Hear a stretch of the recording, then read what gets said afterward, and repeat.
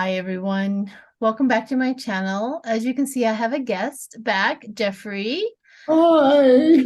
For those who have been following me for a while, remember that I did go and visit him while he lived in New York. And I was very grateful for that. It's nice to have a local to take you through a big town that you don't know nothing about. It was really a gift because I really always wanted to go to New York, but I was always this little girl who was afraid because I didn't know my way around. I didn't know what to do. And then I was gifted Jeffrey. And So you had fun. yeah, we had a lot of fun. And you came at the right time of year too, right? You came, it was October, right? Yeah, it was at the fall when I was getting the fall But colors. yeah, October is good because it's not, because sometimes November can really be like, ooh, all of Yeah. a sudden it kicks in. No, it was in November because it was around your birthday. Yeah. Oh, okay. Yes, you're So right. it Right. was But in it the was first early part of, November. yeah, it It was was the first early part of November. November. Yeah, Because your birthday is November 7th, right? correct. And that's my son's birthday is November 7th. That's right. That's right. So I remember that. Anyhow, I know That the was my last birthday. I'm never going to have another one. you can stop them anytime you want. Anyhow, we're here to talk a little bit about tragedy, to be honest with you, right? And what we do in when our personal lives are hit with tragedy. And I know that Jeffrey, has it been a year since you're fired? Not yet. I think was it January 15th? I think it So was I January. came I came in November and it Yeah, was like December and then January. Yeah, I think it was it January. was the 15th. I think it was the 15th. I know it was a Friday. So it'll be a year this January Yeah. that you woke up to fire in your apartment building. Now, to describe his apartment building, I'll describe it when somebody says it was a 5-story walk up, which this fat girl had problems with. But anyways, we'll get back to the story. Anyway, with This five is one girls, floor lower. This is one floor lower. yay! It was a 5-story walk up, right? What they And call it it's tenement. in between. If you know anything about apartments in New York, which I didn't, I learned it's in between two buildings. I mean, there's when you walk on the street, apartments are kind of like stuck in between like businesses and things like that. And so there was a you know that had going on. So we go up there, and there's no elevator, and that I mean, and there was like these are like tiny apartments that are like stuck together, right?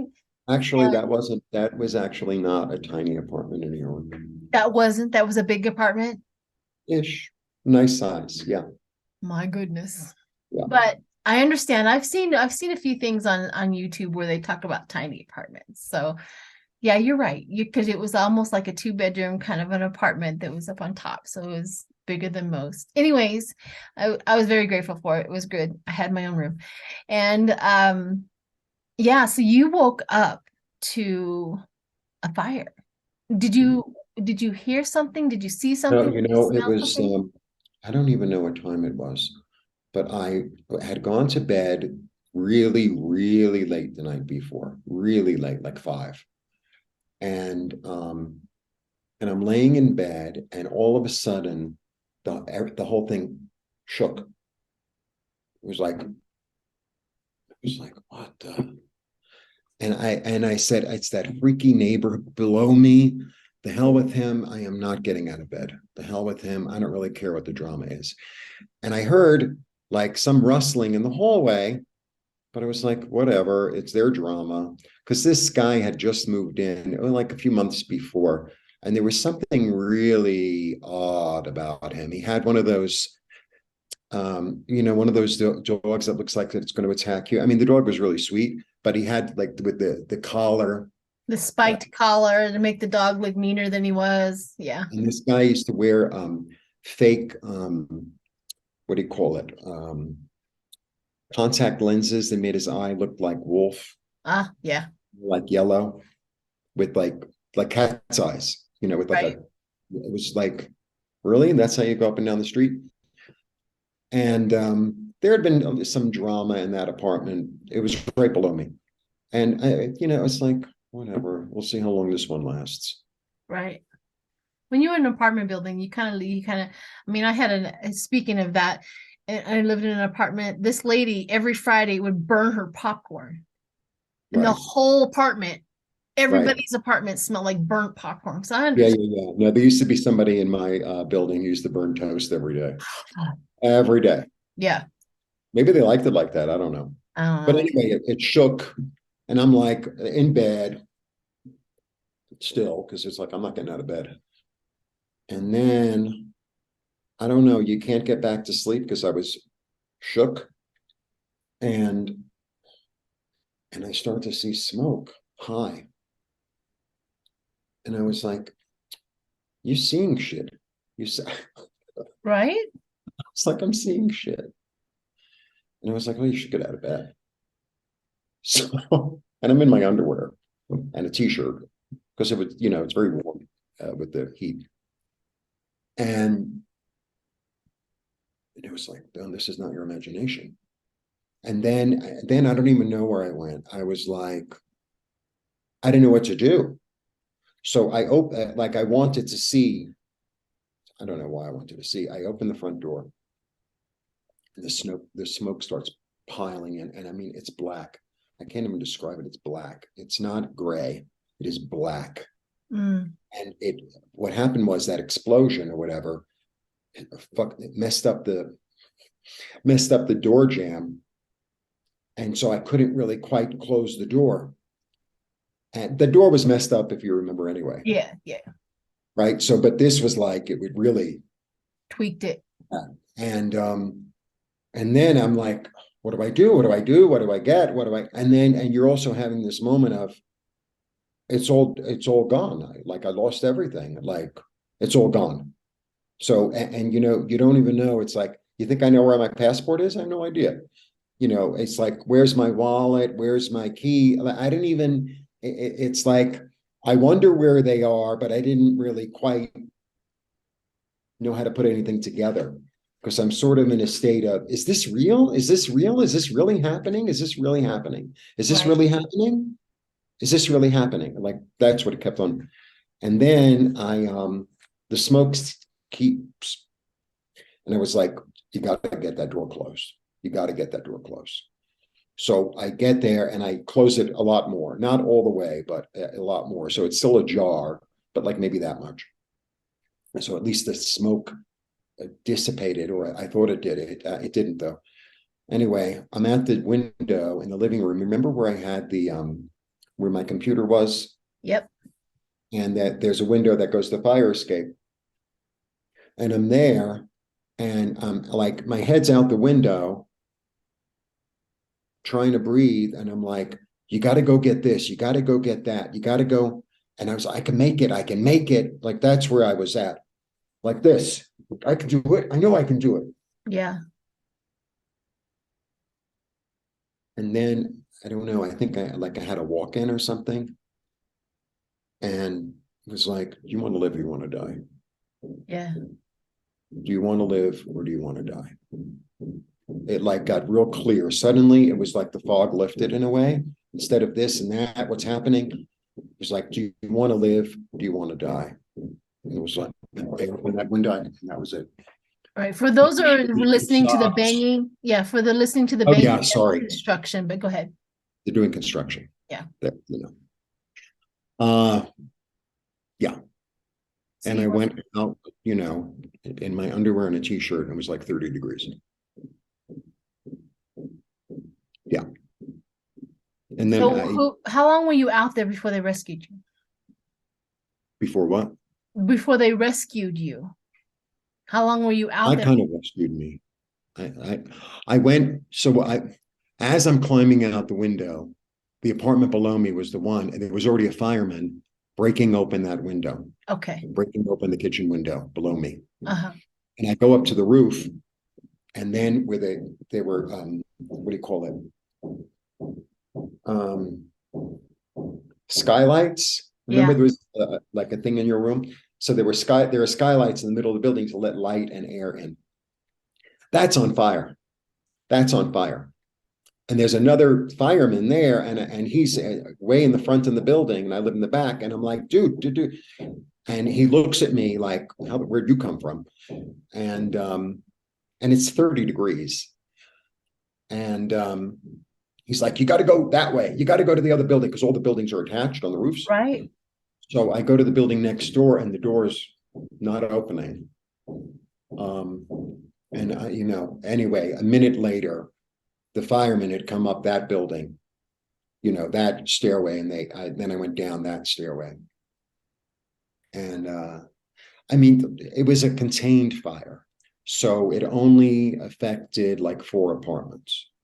But I mean, the way it affected them was like, Yeah. Devastatedly affected them. Yeah. And so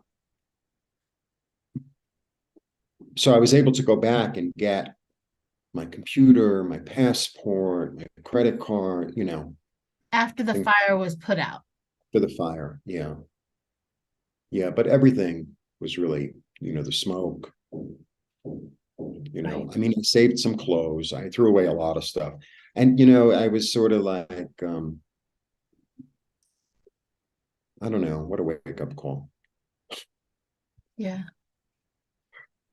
Yeah. And it was really devastating because it was, my livelihood was really Airbnb, and the scarves and the studio was in the apartment, and my YouTube channel, I did everything there. So it was really devastating because and I've lived there for 30 years. I've lived there for 30 years. So so then everyone on YouTube really supported me 1,000,000,000%. They did. I put up a what do you call it, a GoFundMe, and you really pushed it, and I called Nancy Jean, and people mentioned it on their stations, a lot of people. And from what I understand, there was a what do you call it? Like a telethon, like a Tarot telethon. Yeah. Yeah. And I didn't even know, because I put up a number, and it like it was like $8,000 a day or something. That was fantastic. I know that we helped them. We're going to hang on with the recovery part, because that really is an important part about the recovery. Okay. Part. Yeah. And we'll talk about the recovery part. So it's hard to believe, actually. My yeah. front door is opening on its own. I feel like spirit just came in. I swear to God. I believe you. Whatever. Well, here we go. Well, I think this spirit came with you. Apparently, the one that was with you at your apartment has now come with you. Absolutely. I mean, it was really my guardian angel, because I could have died. Yeah, because who woke you up, really? Right. Who shakes you awake? Right. It may not have been a client of mine who I had just done a major healing on. I did an IET session, and I did a tarot reading, and she had a dream that night, and she saw the fire, and she was like waking me up in the dream.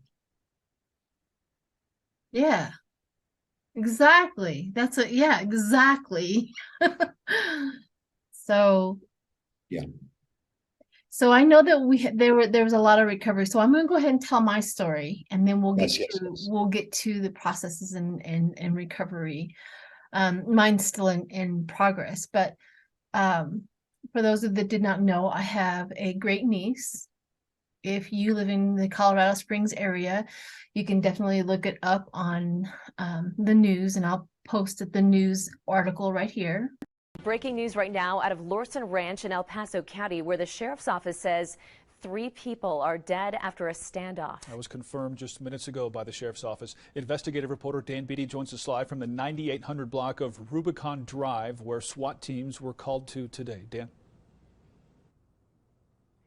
Heather, Bart, as you just said just a few moments ago, the El Paso County Sheriff's Office confirmed that 3 people were found dead inside of that home directly catty corner from where I am standing. Investigators say there is no known threat to the community tonight. We've been watching investigators with the El Paso County Sheriff's Office walk in and out of this home for more than an hour now. The property is still taped off. A 911 call came in just before 10 o'clock this morning.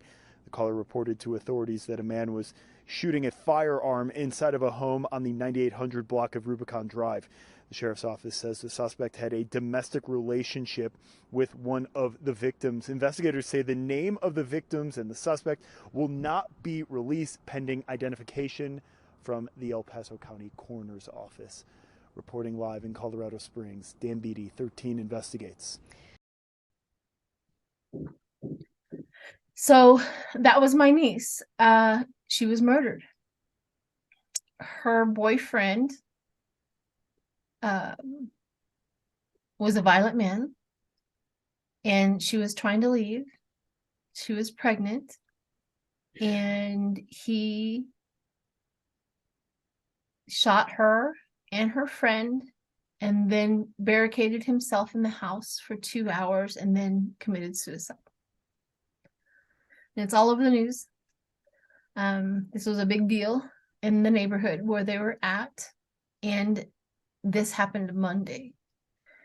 And it's devastating. I mean, I used to hold this baby in my arms. She spent many summers in my basement just hanging out over at my house quite often, and she was beautiful. And there's a couple of pictures of her. What was your name? Vanessa. She was my daughter's namesake. Yeah. So my whole family, and the thing about that is my family and I are estranged. So I've reached out to them and I said, I'm here, I'm as a support and to help and stuff like that. But the estrangement is so severe that they probably will not reach back out to me, but at least they know I'm here.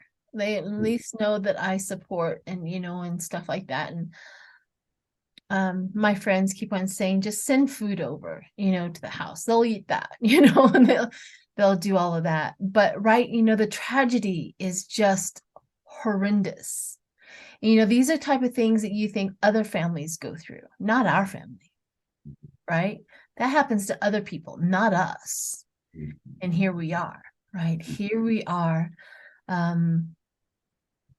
It's heart-wrenching. It's heart-wrenching to have lost somebody in that such violent way. So those are the tragedies that families go through, like fire and murder and things like that. And so I want to start talking about your recovery of the fire incident, because unless you have been through a fire, which I have not personally ever been through a fire, I know a lot of people who have, it's hard to explain the trauma that really goes on in your body and in your mind. I mean, this is as close to a horrendous death as you can get, is a fire in your own home while you're sleeping. And the vulnerability aspect of it is glaring. I mean, how did you deal with being so vulnerable and so fragile at the same time? Yeah. Well, the first thing I did was I asked for help. It was the first thing I did. I mean, that day I was really in a state, and, I'm standing on the street because it's like I have to see what's happening. So I'm next to the building next door, and I'm still in my underwear and a t-shirt, and it's 30 degrees. And somebody walked by who I think lived on the block and gave me socks. Somebody gave me socks. And then somebody else gave me like a coat or something that I could put around my waist. But I'm still standing outside because I don't know what else to do. I was sort of like, I think I was still like, it was almost like piece of me was still in the building. I don't know how else to say it. And then I don't know what happened. I think somebody from the Red Cross or one of the firemen or somebody like sort of directed me to go to the deli on the corner because it was warm. So I did that, and I asked people that if I could stay with them, the people that I felt safe and comfortable with, and they said yes, of course. And so I stayed with them for a while, my friends. But I remember when I went to, the first thing I think is to reach out for help. I think that's the first thing to say. I don't know what I'm doing. I don't know what's up. I don't know anything. And so I allowed people to kind of guide me, kind of take care of me. That's what I did. Was it something you felt how you reacted to it? Did you shut down a little bit? Did Oh, you? yeah, a little bit. I was shut down for like a few weeks. Yeah. Yeah. And, every so often it would come up because it wasn't just like the trauma of the fire. You know what it was? It was really like a trauma to my identity in a Mm. lot of ways because I've been living there for so many years and I'd been through so much. Because I moved in there when I was 28. I was 58 when it happened, so I'd been through so much living there, you know, relationships, no relationships, being successful, not being successful. Um, it was my first place on my own. It was my own place. So there was a lot of really self-identity that was really wrapped up in that place because it's a rent stabilized apartment, which is like, Unheard of nowadays. yeah, and I don't even like really my identity, Yeah. Some what I people do really, for work, where I live, the place, the neighborhood I identify with, et cetera, et cetera, et cetera. right. Yeah, my whole identity was like I didn't really know who I was in a lot of ways. And it's So funny because I'm still evolving into it now in a way. I got this big picture of the identity that we provide for everybody. I am this, I am that. I am this, I am that. I Mhm. live here. This is who I am. I've done this, all of that. And all of a This sudden is where I work, this is where I live, this is what I wear, this is how I speak, this is who, this is what I present to the world, blah, blah, blah. And there were so many levels of it right. that Well, then went up in smoke. Jeffrey is now ripped away from it because this was not your choice. And you're placed over here and you have no shields. How does that feel? Right. What do you do with that? You have to, the funny thing is that I've been talking about for years on my station, and I still talk about it. This notion of I am my job, I am my career, I am my sex, I am this religion, this nationality. That it's all just it's a piece of clothing we wear. It's a piece of It's clothing we the separation Yes. of the pronouns, or not even the pronouns, the separation of description of how I am. You have to start a new conversation, new words, new description, Yeah. or none at all. What was Yeah. your choice? Yeah. It was almost, I mean, I've reinvented myself before, believe me, many times. Mhm. And I had to really reinvent myself. And you know, the thing that really,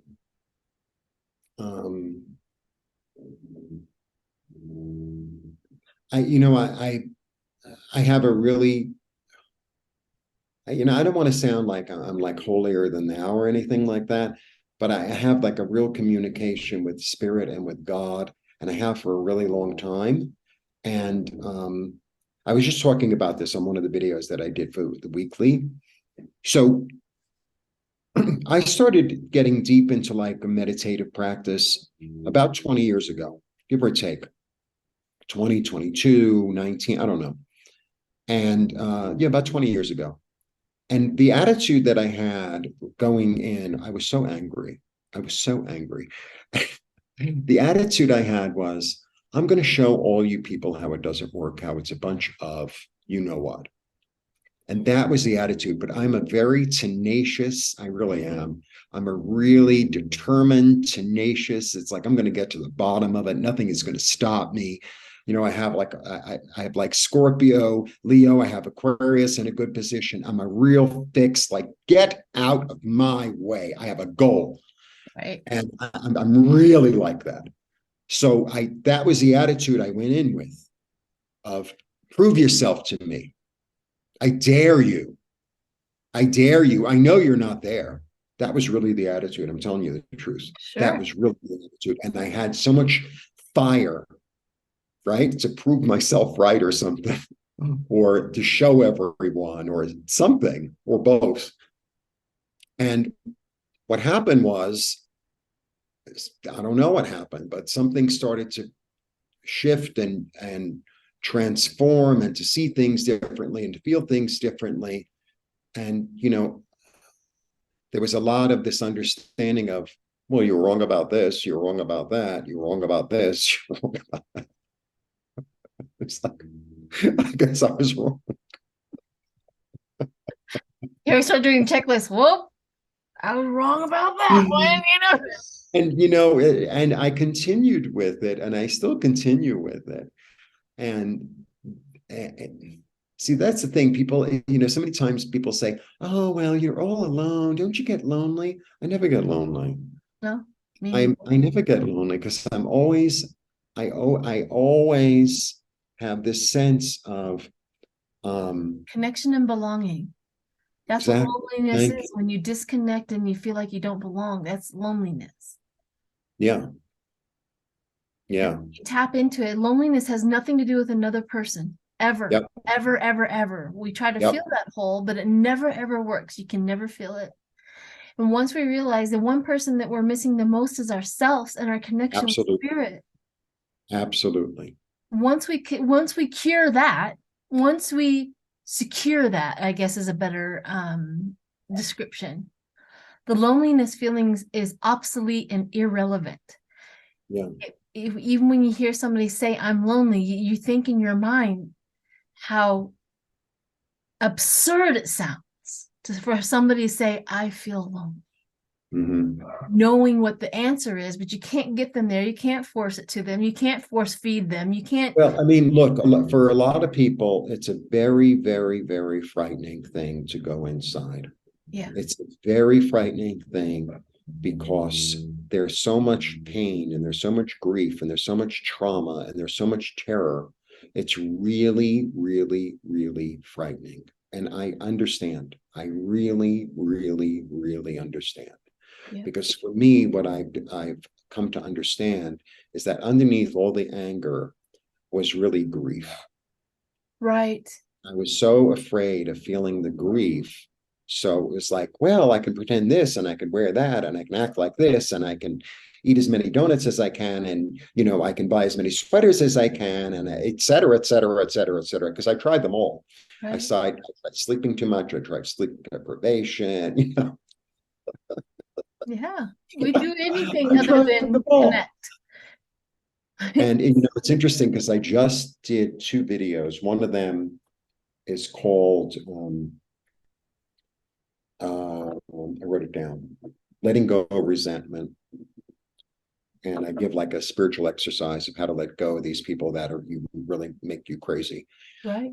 And then the other one I did, which was it's a real heavy duty one. It's called I call it shifting the narrative, and it's really about going into the trauma. You know, like some trauma that you had when you're 6 years old, like mommy said this, and now I take that feeling with me for the rest of my life, kind of thing, and like an exercise of how to work your way through it. Because I feel like that's what's needed. And because I've been there, so I'm able to, you know, these are some of the things that I've used to help me to be comfortable in my own skin, whether I have an apartment or whether I don't, whether I Right. have a job or whether I don't, whether I have a boyfriend or I don't, whether they love me or I don't, whether I have the money or I don't. Correct. And Because that's I've the been on both whole, ends of all of those things, just yeah. like all of us, I And would I think, imagine. yeah, and I think this is the best lesson that we have at the end of the day is somebody had told me that they look at Sorry about a the huge interruption. marble rock, right? And they want to build a structure. They want to sculpt a person. And what this sculptor does is it removes everything that that person is not. Wow. And that's exactly what spirit and this whole getting to know yourself and getting inside and rearranging and looking inward is we are removing everything that we are not. You are not your 30-year-old apartment in New York. You are not that. You are not the artist who has an artist studio in a 30-year-old apartment in New York, right? It was not you. These were just things that you enjoyed, but it did not once that is stripped away, Jeffrey's still there. Mhm. And when we are stripped away of all of our comforts, our thoughts, our recognizing who we are, because we have everything around us that we recognize who we are. Once that is stripped, and you stand back and you still have a solid core, which because of the work that we have done, right? When you do inner work, that hardcore, when you step back and you're all alone in a physical sense, and you still look up and say everything is okay, that is the goal of life, I think. I think that is where we need to stand in our power and realize that no matter what happens out there, it's always going to be okay at the end of the day with connection and understanding of who and what we are supposed to be in this world. Mhm. So, absolutely. And I think you are a perfect example of that. And the reason why, even though you don't know it, we watched you go through tragedy. We watched you still be, you have that stability, even though chaos was riddling around you, you still had that core of stability. And you came and you showed up and people donated and you were grateful. You were offering your work for it. You were not just like everything that you did had integrity and solidarity and unity. And I don't know if you know that, but that's what we saw. And this is the reason why, I appreciate you on that level. Thank you. So, Thank you. Yeah, I mean, that's why I continue to show up at YouTube. And yeah, that, I have to say that, I have some subscribers and members and this and that, or even people who, like they just comment regularly. It's like, oh my God, thank you so much. they Thank you. see you. Thank you for like continuing to show up and and it's so weird because it's like, it's like I'm sure you have also like there are certain I do. fans or members or subscriber or whatever. And it's like they show up all the time, and then you say to yourself, "I wonder where that one lives." What I mean? Like, I wonder where that one lives. Sometimes they tell you. Yeah. Sometimes it's like, or then they tell you that they're at this place, and it's like, where? Yeah. And I'm good at geography, but it's like that's cool. That's cool. And it's like a connection that it's almost like in a certain way, it's almost like your connection with an angel, right? It's like I know we like there like I have a certain affinity and a certain like I don't know, like I have the hotline, like Batman. I have the hotline to Yes. angels, but I don't know where they are, you know. Me neither. They connect, this is the thing is like if people say that I have to connect to spirit, and I keep on telling them spirit is already connected. All I have to do is acknowledge. Well, also ask and you shall receive. It's Yes. just as that. Ask and you shall receive. It's like, Ask and you shall yeah, receive. it's already there. It's It's a like, free will zone. It's a yeah, free will zone, right? So they, so the way I did this in another, I just so many videos. I don't know who I say what to tell you the it's truth, all right. because I do like 100 videos a month, probably. Right? And some days I do like 15 a day. Anyway, I'm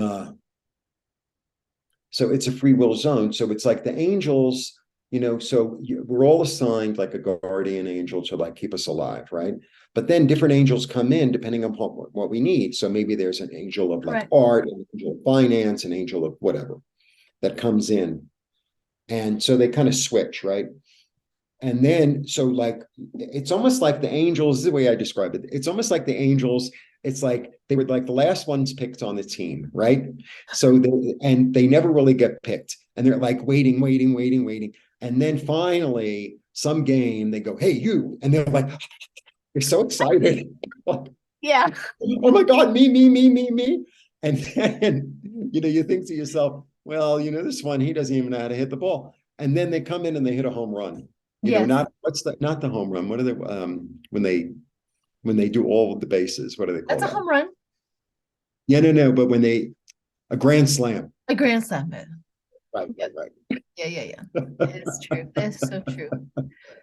Well, Jeffrey, not to make this video too overly long, but I thank you so much for this spiritual conversation, and I am so happy to finish the story is that he has moved down to New Mexico, or not New Mexico, Mexico.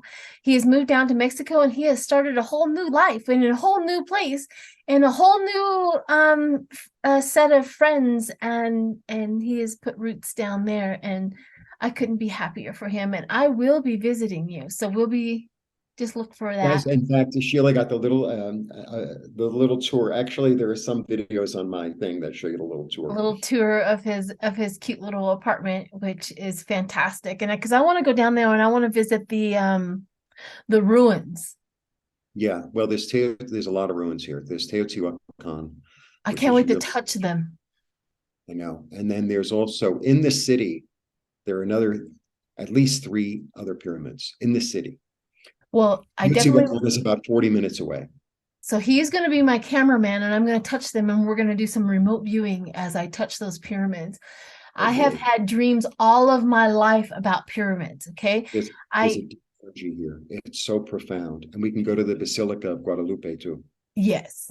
So we'll definitely do that and look forward to that little traveling video. But I really want to do some remote viewing on things I've seen all of my life in my mind. I've never been there, but I see the tunnels. I have a different a thinking process as a reason why they were built. And a lot of it had to do with ego, and a lot of it had to do with power.